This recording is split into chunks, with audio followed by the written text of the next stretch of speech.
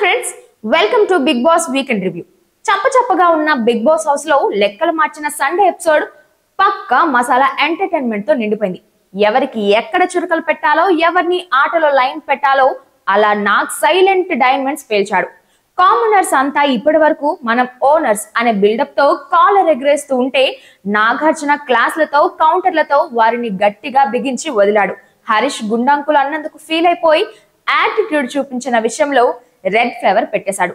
ఇమ్మాన్యుయల్ బరిని ఆడవాళ్ళు అని తక్కువగా మాట్లాడిన డైలాగులపై సీరియస్ అయ్యారు. ఆ దెబ్బతో ముఖం కేజీన్నర అయిపోయింది.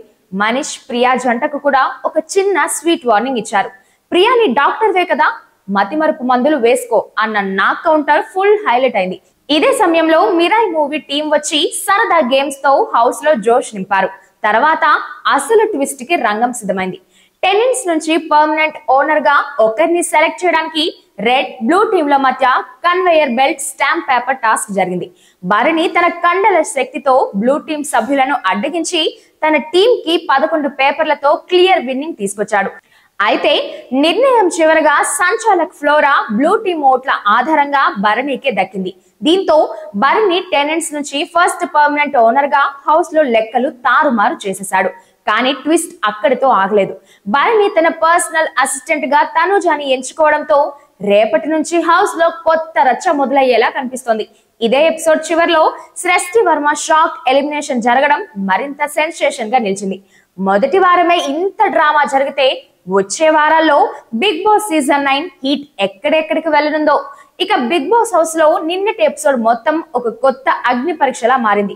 నాగార్జున సరదాగా వేసిన ప్రశ్నలతో మొదలైన వాతావరణం ఒక్కో హౌస్ మేట్ కి నిజమైన ముఖం బయటపడేలా చేసింది. ముఖ్యంగా ఇమ్మాన్యుయల్ చెప్పిన మాటలు సరదాగా అన్నాడా లేక హేళన చేశాడా అన్న విషయంలో నాగ్ హౌస్ లో ఉన్న వారందరినీ టెస్ట్ చేయడం, వాళ్ళంతా ఒకే విధంగా రియాక్ట్ అవ్వడం ఆడియన్స్ కి కూడా స్పష్టత వచ్చింది. ఇక ఓనర్స్ అధికారాన్ని ఉపయోగించుకోవడంలో కొందరు చూపిన శాడిజం నాగార్జునకి నచ్చకపోవడం వల్ల హరీష్ చేసిన ఫీమేల్ కామెంట్స్ పై ఆయన గట్టిగా ఫైర్ అయ్యారు.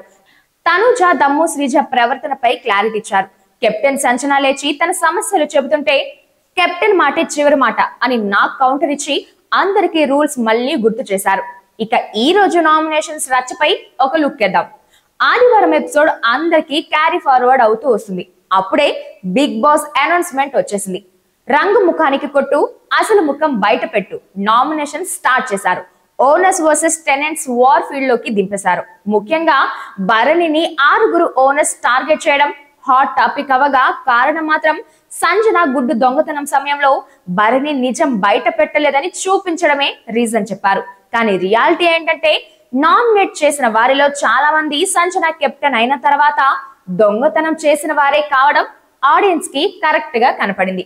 మనీష్ తనపై భరణి బయట పెట్టిన చపాతి ముక్క విషయాన్ని మనసులో పెట్టుకుని టార్గెట్ చేయడం, అలాగే రీతు చౌదరి ఇమ్మాన్యుయల్ విషయంలో ప్రశ్నించినందుకు రీతు మీద కోపం పెంచుకోవడం ఆయన గేమ్ ను కంట్రోల్ తప్పేలా చేస్తోంది. రీతు మాత్రం భరణి, ఫ్లోరాను నామినేట్ చేసి ఓనర్స్ కి దగ్గరవుతూ హరీష్ విషయంలో ఒకే ఒక్కరిగా సపోర్ట్ చేయడం ద్వారా తన ప్లేస్ స్ట్రాంగ్ చేసుకుంది.